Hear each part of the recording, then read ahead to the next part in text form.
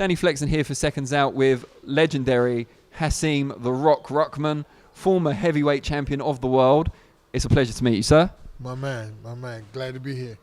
Now, you're here with the team of Travis Reeves, who fights Anthony Yarde on Friday at the Royal Albert Hall. Just tell us what your involvement is with Travis. Well, I've been with Travis. We come up in the same city, so like he been like a little homeboy of mine forever. Back when I was champ, we used to spar sometimes. So I always been on his team the entire time. Last few fights we've been together a little bit.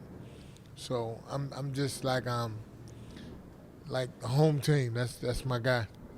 And what is it about him that makes him stand out? I know he's had a couple of defeats in the past, but he's come over here looking to upset the odds against Anthony Yarde. What makes him special? Well, I mean, he can punch, and he got the heart of a lion. If you can punch and you can and you got some heart, you can go a long way in boxing. So we look like we're coming over here for the win. How much do you know about Anthony Yarde, and what do you make of him? Well, I think he's a good fighter. Definitely can punch. But we see some deficiencies in Yarde that we believe we can exploit. So we're looking to knock him out. And as I said to you earlier, I recently did an interview with Michael Hunter, heavyweight contender, on the telephone. It's for a print publication here in the UK. Really nice guy, of course, as you know. But he was full of praise for you. You'll read the interview when it comes out, hopefully, but he just says how great you are as an advisor and an overseer of his training, and that the gym itself, Prince Ranch Boxing Facility in Las Vegas, is just a big family atmosphere. Would you go along with that? Yeah, I go along with that. But speaking of Michael Hunter, the UK got a bunch of heavyweights. Want one of y'all guys step up and fight Mike Hunter? I mean, Dillian White, Derek Chisora. I mean, step up. We ready. We come over here in April and knock either one of them out. There's been rumours that Michael might be fighting in May against either Carlos Takam or Alexander Povetkin. Do you have a preference out of those two guys? Yeah, I mean, it don't matter as long as Povetkin is not on the Armstrong, we knock him out too. What sort of advice do you give to Michael about his career? Because you're a legendary heavyweight yourself. You fought the best guys of your era. What's the main pieces of advice you give to him? I just want Mike. If Mike stays in shape, that's the key to longevity and success in boxing. Period. You just really got to stay in shape. Too many fighters worry about when they got to fight. That's when they're gonna start training. The problem with that is you may or may not get to the point you were before. So it's always about constantly adding, as opposed to, all right, well, this camp we may or may not be in the better shape we was in for the previous camp. So we always want to add on. And you weren't the biggest heavyweight. You actually look quite close to your fighting weight now still. Michael Hunter's also a kind of cruiserweight moving up. He is in the land of the giants. There's much bigger heavyweights these days. What's the key for the kind of slightly smaller or average size heavyweight against these huge guys now? Well, Mike can do so many things. Mike can move. Mike an underrated puncher. Mike is hard to hit. Mike got defense. With his defense and his speed and agility, he'll give anybody problems. Anybody.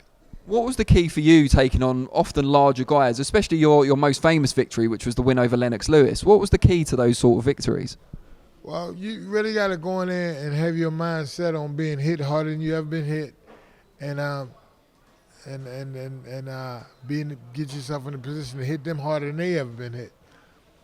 If you can pull off those two, and you can sustain the getting hit part, then you should find some success.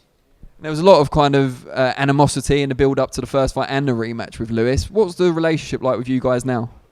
I mean, we cordial, we cool, we see each other. We've been in each other's presence several times. I mean, it's kind of water under the bridge. It is what it is. You know, when people mention Lennox Lewis, they always going to say my name. I mean, it's just going down like that. I think that might upset him more than it does you, to be honest. Well, I mean, that's on him. If he's upset, he's upset. But in my mind, it wasn't an upset. For you, was that your greatest victory when you look back on your career now? I mean, Lennox Lewis is one of the best heavyweights ever. I mean, so it has to be. Anytime you can beat a guy like, in my opinion, he probably was the best heavyweight ever. So, if you can put that on your resume, what can compete with that? You're in a very tough era, I would say. How do you think it compares to the heavyweight era of 2019? I just think that's extremely unfair to compare eras. You just got to do the best of what's in front of you. In sports, they want to compare eras. I just think that's totally unfair. Michael Jordan, LeBron James. I mean, I just think it's unfair to the athlete. If the athlete go out and perform and do everything he's supposed to do with whoever you put in front of him, I mean, it really don't make sense. Well, what could he do with this guy? What could he do with that? I mean, fighters are bigger and stronger every 10 years, just like they're getting bigger and stronger. So you want to put a little guy, I mean, back when George Foreman was coming out of the Olympics, he appeared to be big and strong, but he's a small heavyweight compared to today's standards. So it's just unfair to me to make that comparison. But what I will say is, if a heavyweight punishes everybody in his division in his era, then what more can you ask? One thing I wanted to ask as well, you fought so many good heavyweights in what was a great era. We've now got a situation at the top of the heavyweight division where you've got the three main guys, all with different promoters, all with different TV broadcasters. So it's a lot harder to make those top three fight each other. Are you glad that you're in the era you were when the best did tend on the most part to fight the best? Nah, I'd rather be in this era where they can just, pick and choose and get a ton of money. It's more money nowadays. They got different streaming systems that's gonna take this boxing to another level. So I definitely would rather be in this economic era of boxing. Who do you feel is the best heavyweight in the world today? I feel like it's a three-headed monster, and it's got to be decided. Tyson Fury can box. He can't punch like Deontay and Anthony, but I'm just as curious as the average fan. I need to see. I don't think it's one decisive guy. Nobody just stood out like, well, he can definitely be. I mean, I can't very well say Tyson Fury can beat Deontay or Tyson Fury can beat Anthony Joshua or vice versa. I don't see. I need to witness it. I can't just say one guy is head and shoulders above the other. I think if Anthony Joshua and Deontay Wilder fought 3 times, it'd be a different winner every time. Which one of the three then do you see the most of yourself in?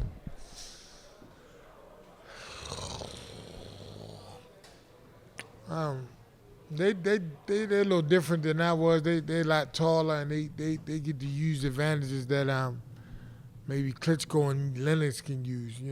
They more of a Klitschko Lennox type. Like I had to bring it to get it.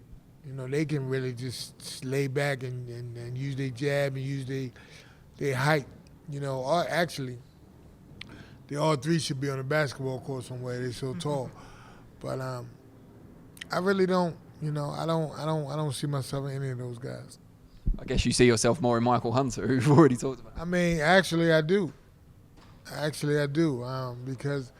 we got adversity with these guys. I had adversity to overcome with Lennox, because I mean, just the height disparity is so real.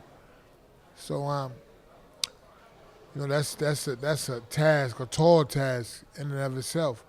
So we've done it before, and we're gonna do it again. Michael Hunter will be champion, and if any of you guys over here would love to get in there with Michael Hunter, we'd love to come in and knock you out. And just tell us, outside of boxing, what's taking up most of your time at the moment? What are you doing? Well, I'm doing. I got a real estate company in Las Vegas, so we doing real estate development, and then I'm doing something in my hometown of Baltimore.